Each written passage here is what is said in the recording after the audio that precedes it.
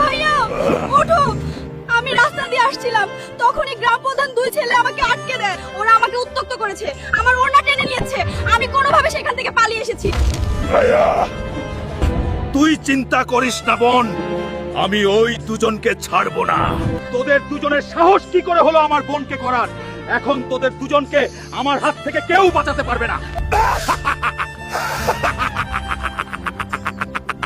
এখন অনেক হয়েছে, আমি তোদের জ্যান্ত ছাড়বো না।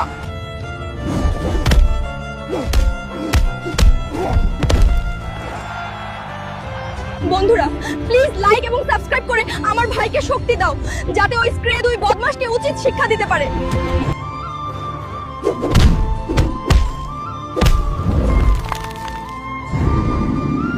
ওরে ও মুখিয়া, নিজের দুই ছেলেকে ভালো শিক্ষা দে। পরের বার যদি কোনো মেয়েকে উত্ত্যক্ত করেছে, তবে এই দুইজনের নাম নিশানা মিটিয়ে দেবো।